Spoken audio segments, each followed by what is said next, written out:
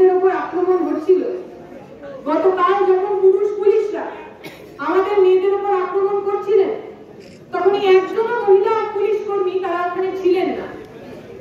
আমরা এই পুলিশ স্টেশনের মধ্যে যিনি এসআই বসে রয়েছেন তাকে প্রশ্ন করতে চাই, যখন মেয়েদের বাঁচানোর দরকার হয়, যখন মেয়েদের সুরক্ষার দরকার হয়, যখন মেয়েদের নিরাপত্তার দরকার হয়, তখন আপনার পর্যায়ের মহিলাদের খুঁজে পাওয়া যায় না। আর যখন আমরা শান্তিপূর্ণ অবস্থান করতে চাই, আপনাদের পুলিশ স্টেশনের সামনে আসি, তখন আপনারা দেখানোর জন্য মহিলাদের এগিয়ে দেন।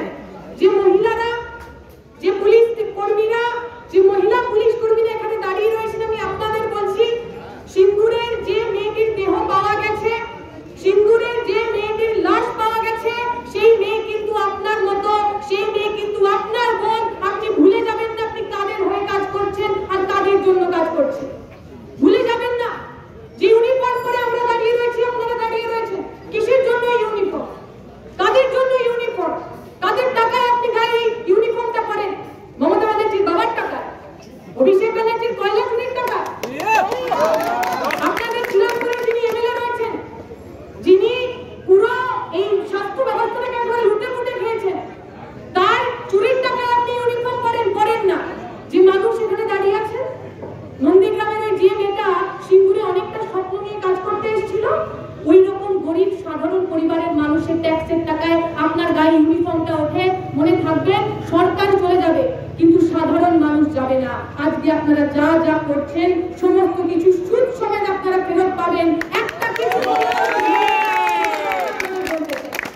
আমরা এখানে উস্কানি দিতে আসিনি, আমরা এখানে ঝামেলা করতে আসিনি। যদি করার প্রয়োজন হতো এখানে এতগুলো মানুষ বসে থাকতো না, এতগুলো মানুষের মুখ আপনাদের এই পুলিশ থানার উল্টো দিকে হতো না, আপনাদের দিকে হতো। আমরা এখানে ঝামেলা করতে আসিনি, কিন্তু আপনাদের মনে করাতে এসেছি আপনাদের ডিউটি কি, আপনাদের কর্তব্য কি। এই ইউনিফর্ম পরার আগে কোন বইয়ের ওপর হাত দিয়ে আপনারা শপথ নেন, তাদের জন্য আপনারা ইউনিফর্মটা পরেন, সেটা মনে করাতে এসেছি। গতকালের ভিডিও ছবি সারা বাংলার মানুষ দেখেছে। অন্বেষা এসএফআই এর কর্মী, আরেকটু হলে তার উপর দিয়ে গাড়ি চলে যেত। একটা মেয়ের জীবন বাঁচাতে গিয়ে আরেকটা মেয়ে খুন হয়ে যাচ্ছিল। আপনারা বাড়ি গিয়ে আয়নার সামনে দাঁড়ান না? আপনাদের বাড়িতেও তো অন্বেষা বয়সী একটা মেয়ে আছে, বোন রয়েছে, মনে হয় না বাড়িতে আয়নার সামনে গিয়ে দাঁড়িয়ে? ওই তিলোত্তমা থেকে সিঙ্গুরের মেয়েটা, এরকম হাজার হাজার মেয়েদের মুখ আয়নায় আপনাদের চোখের সামনে ভাসে না? লজ্জা হয় না? মাথা হেঁট হয়ে যায় না? মনে হয় না বাড়ির সন্তানটা বাড়ির মেয়েটার মুখের দিকে তাকিয়ে যে ঘটনা আজকে বাংলার মেয়েদের সঙ্গে হয়েছে আপনার বাড়ির মেয়েটার সাথেও হতে পারে? আজকে আমরা যখন এখানে এসেছি, আমরা আপনাদের শত্রু মনে করি না, আমরা মনে করি না আপনাদের সঙ্গে আমাদের কোনো পারিবারিক শত্রুতা আছে, কিন্তু আমরা মনে করি আপনার বাড়ির মেয়েটা আমার বাড়ির বোন। আমাদের বাড়ির মেয়েদের বাঁচানোর জন্য আপনাদেরও লাগবে, আমাদের সঙ্গে থাকুন। আমরা দেখেছি কিছুদিন আগে তৃণমূলের নেতা অনুব্রত মণ্ডল কি ভাষায় কথা বলেছে। একজন পুলিশ কর্তাকে ফোন করে বলছেন, তোর বউকে আমার বাড়িতে পাঠিয়ে দে, কি সুন্দর দেখতে, তোর মাকে আমার বাড়িতে পাঠিয়ে দে। তার পরের কথাগুলো আমি বলছি না, আমার রুচিতে, আমার সংস্কৃতিতে, আমার শিক্ষায় বাঁধে। লজ্জা করেনি আপনাদের? রাগ হয়নি আপনাদের? মনে হয়নি অনুব্রত মণ্ডলদের মতো লোকেদের জায়গা ওই জেলের ভিতরে হওয়া উচিত? আজ অব্দি আপনাদের পুলিশ ডিপার্টমেন্ট কি করেছে? আজ অব্দি কতগুলো কেস ওনার বিরুদ্ধে রুজু হয়েছে? এখনো পর্যন্ত অনুব্রত মণ্ডল গ্রেফতার হলো না কেন? রাজ্যের মহিলা পুলিশ মন্ত্রী, প্রথমবার একজন মহিলা তিনি পুলিশ মন্ত্রী হয়েছে। আপনাদের মন্ত্রী, আপনারা যারা এখানে কাজ করেন, আপনারা যারা কর্মচারী, আপনাদের পুলিশ মন্ত্রী এখনো অব্দি আপনাদের বাড়ির মেয়েদের ধর্ষণ করার এই থ্রেট দেওয়ার পরেও এখনো পর্যন্ত ওই লোকটাকে, ওই ক্রিমিনালটাকে জেলের মধ্যে পড়ল না কেন? ভাববেন না আপনি? আমরা তো বলছি লড়াই আপনাদেরও, আসুন আমাদের সঙ্গে, আসুন আমরা একসাথে তৃণমূলের বিরুদ্ধে লড়াই করি। যাদের হাতে আমার আপনার বাড়ির মেয়েরা সুরক্ষিত নয় তাদের বিরুদ্ধে লড়াই করি। আমার বিশ্বাস যে মানুষ আমাদের কথা শুনতে পাচ্ছেন, ইউনিফর্ম পরে গেটের ওপরে যারা দাঁড়িয়ে রয়েছে তাদের মধ্যে অনেকেই একই কথা আমাদের মতো ভাবে, তবে সবাই ভাবে না। কিছু কিছু মানুষ থাকে যাদের টিকি ওই তৃণমূলের চোটের সঙ্গে বাঁধা হয়ে গেছে। বাড়ির লোককে থ্রেট করার পর, বাড়ির লোককে ধর্ষণ করে দেওয়া, হুমকি দেওয়ার পরেও যাদের লজ্জা হয় না, টাকার লোভ এত, পকেটে টাকার লোভ, নেওয়ার লোভ এত কিছুর পরেও তারা তৃণমূলের পা চাটে। আমরা তাদের বলছি, আমি জানি, আমি ইচ্ছা করে নাম নিচ্ছি না। অন্য জায়গায় যখন ছিলেন তখন আমাদের এক নেতা, বর্ধমানের নেতা, কেন্দ্রীয় কমিটির নেতা, তাকে জেল খাটিয়েছিল। আমাদের সবার ওই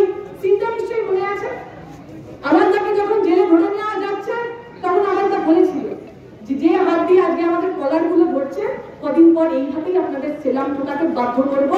আপনাকে আমি বলে গেলাম, তৃণমূলের চটি চাটা যে সমস্ত লোকেরা বিভিন্ন জায়গায় পজিশন অফ পাওয়ারে বসে রয়েছেন তাদেরকে বলে গেলাম, যতদিন পর্যন্ত মাথার উপর দিদির ছাতা আছে করে নিন।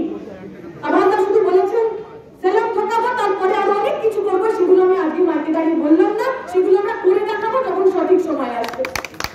আমি আমার কথা দীর্ঘায়িত করবো না। আপনারা জানেন সিঙ্গুরে ওই মেয়েটির সঙ্গে কি ঘটনা ঘটেছে।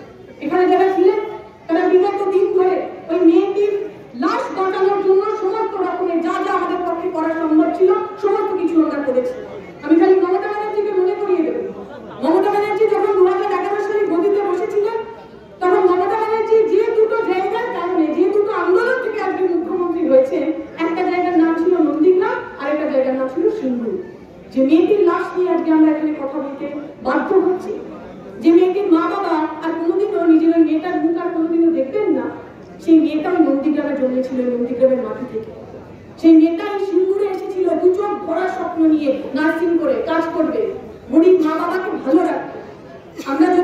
আমরা এখানে অনেকে আছি যারা ভগবানে বিশ্বাস করি না, কর্মফলে বিশ্বাস করি না, তবে এটুকু মনে করি মানুষ কখনো কিছু ভুলে যান না। সিঙ্গুরের মাটি, নন্দীগ্রামের মাটি, যে মাটির সঙ্গে আপনি গদ্দারি করলেন এই মাটি আপনাকে আপনার জবাব ফিরিয়ে দেবে। একটা দিনও একটা জিনিস মানুষ ভুলবে না, এটা আমি বিশ্বাস করি। বিগত কদিন ধরে যেভাবে তৃণমূল এবং রাজ্যের পুলিশ প্রশাসন তারা বারবার এই বডি লোপাট করার চেষ্টা করেছে, একদম আর্জিকর কাণ্ডের মতো বিভিন্ন ভাবে পোস্টমর্টেমটাকে ডিলে করার চেষ্টা করেছে। আমরা জানি পোস্টমর্টেম যত ডিলে হবে তত তার শরীরের মধ্যে থাকা যে সমস্ত তথ্য প্রমাণ সেগুলো সব গন্ডগোল হয়ে যাবে, ঠিকঠাক পাওয়া যাবে না, ইচ্ছা করে করেছে। অতএব ঠিক আর্জিকরের মতোই তারা কাউকে না কাউকে বাঁচাতে চায়। অনেকে বলছেন যারা মিডিয়ার বন্ধুরা রয়েছে যে দুজনকে তো গ্রেফতার করা হয়েছে। আচ্ছা, শুধু আর্জিকরের সময় দুজনকে গ্রেফতার করা হয়েছিল না? এক সন্দীপ ঘোষ আর একটা ওই কালাখানা ওসি, আজ অব্দি তাদের বিরুদ্ধে কোনো চার্জশিট ফাইল হয়েছে? সিবিআই ফাইল করতে পেরেছে? পশ্চিমবঙ্গের পুলিশ ফাইল করতে পেরেছে? ওই দুজনকে গ্রেফতার করার পর আর্জিকরের তদন্ত এতটুকু এগিয়েছে।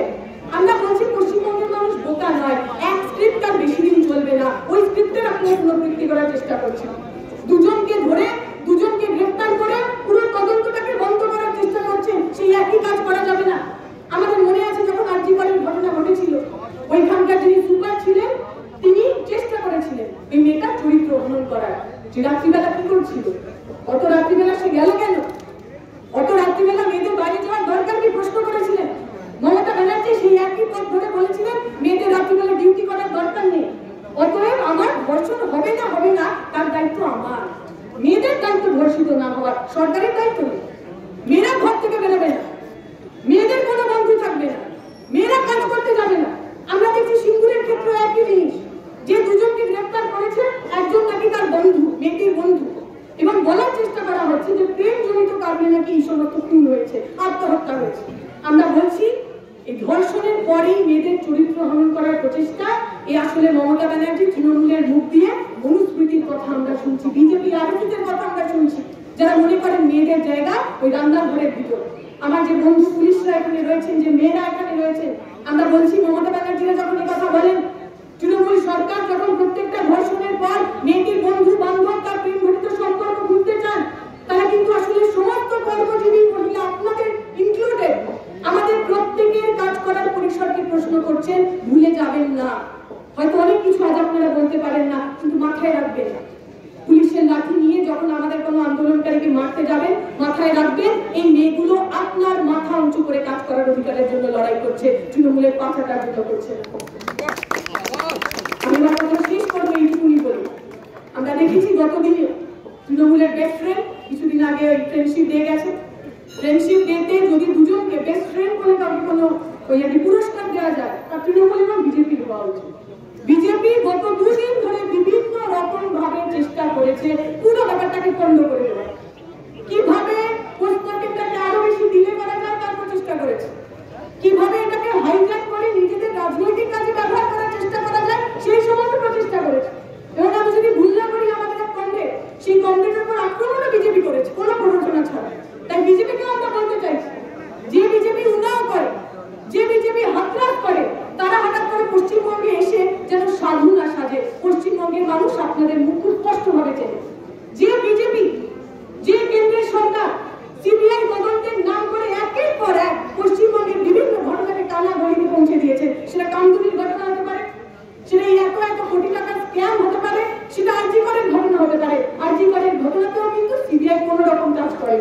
ফলে যে মানুষ ভাবছে বিজেপির সঙ্গে দাঁড়িয়ে তৃণমূলকে হারাবো, আমি আপনাদের বলছি ওই বেস্ট ফ্রেন্ডকে দিয়ে, ওই শোলের জয় আর বীরুকে দিয়ে গব্বরের সঙ্গে লড়াই করা যাবে না। গব্বরকে যদি হারাতে হয় তাহলে লাল ঝান্ডার সঙ্গে আসুন, কারণ লাল ঝান্ডা কারোর বাপকে ভয় পায় না, কাউকে ভয় পায় না। আমার আপনার বাড়ি মেয়েদের অধিকারের জন্য, আমার আপনার ভালো থাকার জন্য আমরা রাস্তায় থাকবো। আপনাদের পক্ষ নিতে হবে। আপনারা তৃণমূল বিজেপির সঙ্গে থাকবেন না আমাদের সঙ্গে থাকবেন। আমরা আশা করব আগামী দিনে আরো বৃহত্তর আন্দোলন, মেয়েদের সুরক্ষার জন্য, মেয়েদের কাজ করার অধিকারের জন্য, পশ্চিমবঙ্গের বুকে মাথা উঁচু করে নির্ভয় বাঁচার জন্য, যে কথা আমরা হিন্দিতে বলতাম যে বেখৌফ আজাদি। এই কিছুদিন আগে 15ই আগস্ট স্বাধীনতা দিবস পালন করেছি আমরা। সেই স্বাধীনতা দিবসের দিনই ওই মেয়েটার লাশ নিয়ে আমাদের রাস্তায় দাঁড়িয়ে থাকতে হয়েছে। আগামী দিনে স্বাধীনতা দিবসে যেন আর অন্য কোনো মেয়ের লাশ আমাদের পুরোতে না হয়, তেমন একটা ভারতের জন্য, তেমন একটা বাংলার জন্য আসুন আমরা রাস্তায় থাকি। স্বাধীনতার মানে কি তা রাস্তায় আমরা বুঝে নিই। এই আশা ভরসা রেখে আমার বক্তব্য শেষ করবো। শুক্রিয়া।